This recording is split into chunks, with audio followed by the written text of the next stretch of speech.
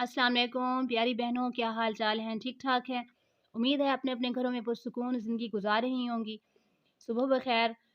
तो आज हम सूरत फातिहा की चौथी आयत का तर्जुमा और तफसीर पढ़ेंगे इंशाअल्लाहुल अज़ीज़।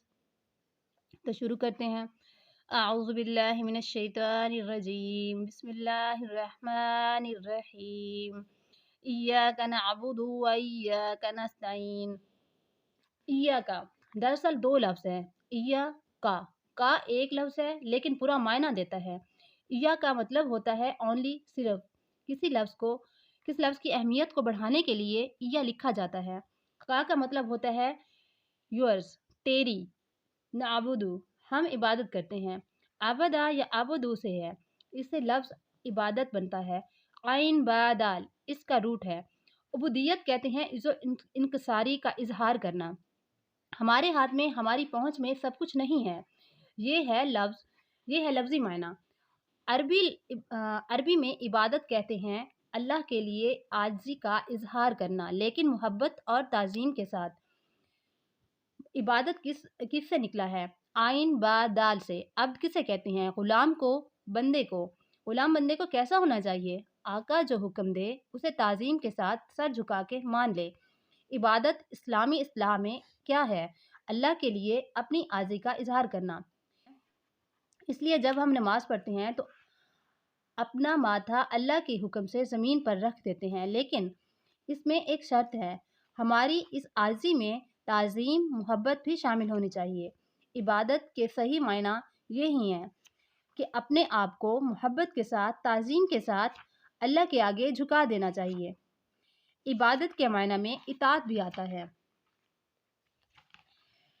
इय्याका नअबुदु यानी सिर्फ तेरी हम इबादत करते हैं। अच्छा, अब हम सिर्फ अल्लाह की इबादत क्यों करें? क्योंकि उस जैसा कोई है ही नहीं। इस पूरी कायनात में इस जैसा रहमान, उस जैसा रहीम कोई नहीं है। तो इबादत भी तो सिर्फ अल्लाह के लिए करनी चाहिए। सारी तारीफ़ें भी अल्लाह के लिए होनी चाहिए। जहाँ अज़ान आए वहीं सब काम छोड़कर वज़ू करके अल्लाह के आगे झुक जाना मुश्किल है। अपने नफ्स से लड़ना मुश्किल है। शैतान को तब तक शिकस्त देना मुश्किल है जब तक अल्लाह की मदद नहीं होगी। तो हमें मदद भी उसी से मांगनी चाहिए। व इय्याका नस्तईन, और सिर्फ तुझसे ही मदद चाहते हैं। अब हम सोचते हैं कि अल्लाह से मांगना चाहिए, तो क्या किसी इंसान से कभी कुछ नहीं मांगना चाहिए? एक दूसरे की मदद नहीं करनी चाहिए? अगर हम अपने बच्चों से कहें कि हमें पानी पिला दें, तो क्या ये गलत होगा? नहीं। अल्लाह ताला खुद कहते हैं कि हमें एक दूसरे की मदद करनी चाहिए। नेकी और तकवा बढ़ता है। लेकिन इंसानों के इख्तियार में सब कुछ नहीं होता। इंसान भी एक लिमिट तक ही एक दूसरे की मदद कर सकते हैं, और बाज़ औक़ात इंसान के पास वसाइल होते भी हैं देने के लिए, मदद करने के लिए, लेकिन उसके पास देने वाला, मदद करने वाला दिल नहीं होता। तो इस कंडीशन में भी सिर्फ अल्लाह से ही मदद मांगनी चाहिए। हमें हमेशा याद रखना चाहिए कि इज़्ज़त, ज़िल्लत, सेहत, रिज़्क, ज़िंदगी, लोगों के दिलों में मोहब्बत डालना सिर्फ अल्लाह के हाथ में है। तो इसलिए अब हमें लोगों को माफ़ करने में आसानी होगी, क्योंकि उनके बस में भी सब कुछ नहीं। वो भी कमज़ोर और लाचार हैं। इसलिए हमें इंसानों से कम तवक्कुआत रखनी चाहिए और हर वक़्त अल्लाह से मदद मांगनी चाहिए।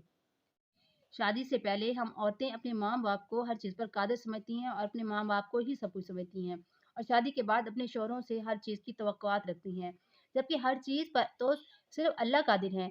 जब हम इस बात की गहराई को समझ जाएंगी तो हमारी शिकवा शिकायत कम हो जाएंगे और लड़ाई झगड़े भी कम होंगे। इंसानों में सबसे ज़्यादा इबादत गुजार रसूल अल्लाह थे, और सबसे ज़्यादा दुआ मांगने वाले भी रसूल अल्लाह सल्लल्लाहु अलैहि वसल्लम थे, क्योंकि हजूर की बेशुमार दुआएं मिलती हैं।